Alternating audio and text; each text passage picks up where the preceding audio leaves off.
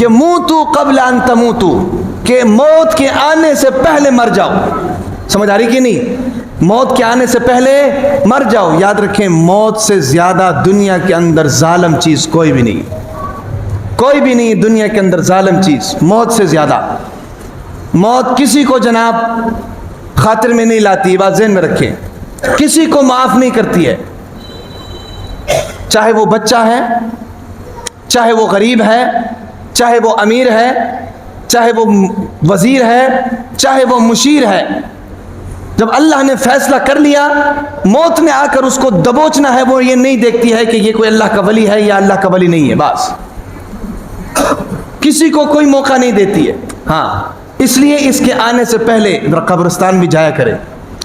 قبرستان بھی جانا چاہیے.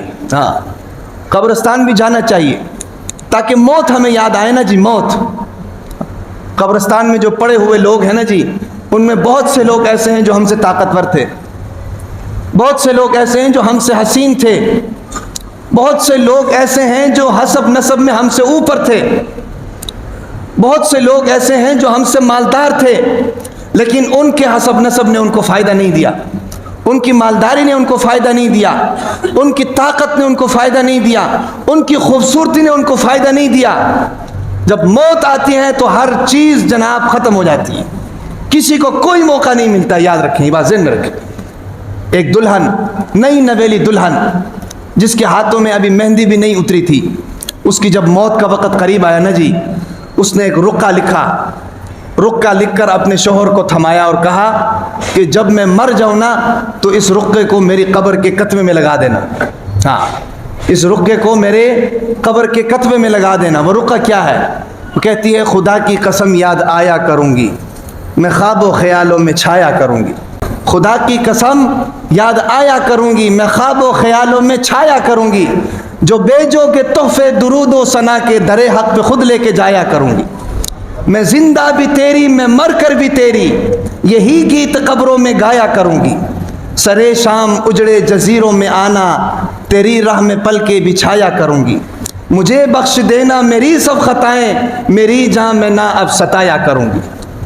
یہ اس کی حسرت کی عکاسی کر رہے ہیں. یہ باتیں یہ اس کی حسرت کی عکاسی کر رہے ہیں. اس کے قبر کے کتبے کے اوپر لکھا ہے. بتانے کا مقصد کیا ہے؟ بتانے کا مقصد یہ ہے کہ موت یہ نہیں دیکھتی ہے کہ یہ دلہن ہے، یہ کیا ہے. جب اللہ کا حکم آ گیا موت آ گیا. ہاں انسان آگے آگے، رزق آگے آگے، انسان اس کے پیچھے پیچھے، موت اس کے پیچھے پیچھے. ہاں موت اس کے پیچھے پیچھے. جہاں رزق ختم وہاں موت دبوچ لے گا. یہ بات ذہن میں رکھو. اس لیے بتانے کا مقصد یہ ہے کہ بھائی ہم مسلمان ہیں. کیا ہیں؟ مسلمان ہیں. تو مسلمانی کا تقاضا تو یہ ہے کہ بھئی ہمارے ذہنوں کے اندر یہ بات ہونی چاہیے کہ ایک دن مرنا ہے. کل من علیہا فان، کل نفس ذائقۃ الموت.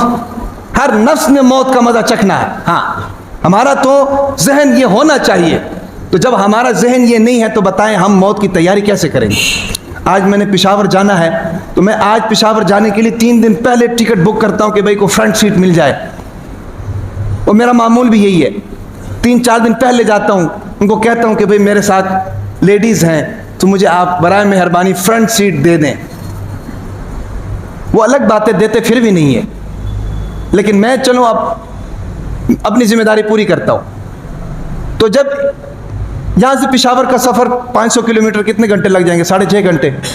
تو جب 6.5 گھنٹے کے سفر کے لیے میں 3 دن پہلے سیٹ بک کرا رہا ہوں، وہ سفر جو جناب جس کی کوئی حد ہی نہیں ہے بھائی، جس کی کوئی حد ہی نہیں ہے، اس کے لیے بتائیں ہماری کیا تیاری ہے؟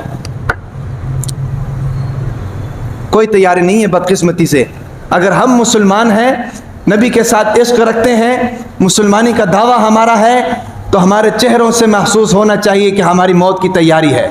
ہاں ہمارے چہروں سے محسوس ہونا چاہیے، ہمارے چلنے پھرنے سے محسوس ہونا چاہیے ہماری موت کی تیاری ہے. ہمارے اعمال سے محسوس ہونا چاہیے ہم موت کے لیے تیار ہیں. ہمارے رفتار، گفتار، افکار سے محسوس ہونا چاہیے کہ ہم موت کے لیے تیار ہیں. ہاں عبداللہ ابن ابی نعم رحمۃ اللہ علیہ غالباً یہی ہے. ان کے زمانے میں ایک شخص نے، جس طرح ہمارے یہ رپورٹر تجزیہ نہیں کرتے، تجزیہ، ایک شخص نے تجزیہ کیا اس وقت کے بڑے بڑے علماء کرام سے. تجزیہ کیا کیا؟ سوال ایک لکھا اور کہا کہ بھئی اگر آپ کو پتہ چل جائے کہ اگلے لمحے میں میری موت ہے تو آپ اپنا آخری کام کیا کریں گے؟ کس نے کیا کہا، کس نے کیا کہا، کس نے کیا کہا، کس نے کیا کہا. جب ان کے پاس آئے نا جی، ان کے پاس عبداللہ ابن ابی نعم کے پاس، ان کے پاس آئے، ان کہا کہ حضرت اگر آپ کو پتہ چل جائے کہ آنے والے لمحے میں آپ کی موت ہے تو آپ اپنا آخری کام کیا کریں گے؟ تو انہوں نے کہا کہ میں کوئی نیا کام نہیں کروں گا. انہوں نے کہا وہ کیا؟ اس کا کیا مطلب ہے؟ انہوں نے کہا اس کا مطلب یہ ہے کہ میں ہمیشہ، میری صبح کی آغاز ہوتی ہے اس نیت کے ساتھ کہ میں نے مرنا ہے. میں نے اپنے مرنے کے لیے اور اپنے سفر آخرت کے لیے اپنے تمام شیڈول سیٹ کیے ہوئے ہیں. مجھے اور کوئی مزید چیز کرنے کی ضرورت ہی نہیں ہے، اور اس میں اتنی گنجائش نہیں ہے کہ میں کسی اور چیز کو اندر داخل کروں. سمجھ آ رہی کہ نہیں؟ ہماری زندگی ایسی ہونی چاہیے. لیکن بدقسمتی یہ ہے کہ ہماری زندگی اس کے قریب بھی نہیں ہے. ہم صبح سے لے کر شام تک دوڑ دھوپ کرتے ہیں، سارے کام ہمیں یاد ہوتے ہیں، مرنا ہمیں یاد نہیں ہوتا. جس کا لازمی نقصان یہ ہوتا ہے کہ ہم وہ سارے کام کرتے ہیں جس کا اللہ نے حکم نہیں دیا، جس سے اللہ نے روکا ہوا ہے. حضور نبی اکرم صلی اللہ علیہ وسلم نے اس سے روکا ہوا ہے، اور پھر سینہ ٹھوک کر کہتے ہیں کہ ہم مسلمان ہیں. اس کو مسلمانی نہیں کہتے، یہ مسلمانی کام نہیں آئے گی. بہرحال یہ ہے کہ اللہ تعالیٰ نے ہمیں مسلمان بنایا ہے. مسلمانی کا تقاضا یہ ہے کہ اپنے مسلمانی کو سمجھیں اور اپنے موت کو ہمیشہ یاد کریں. موت کو یاد کریں گے تو ہمارے سارے کام شریعت کے دائرے کے اندر آ جائیں گے، اللہ تبارک و تعالیٰ کے احکامات کے اندر آ جائیں گے. اللہ تبارک و تعالیٰ سے دعا ہے تمام باتوں پر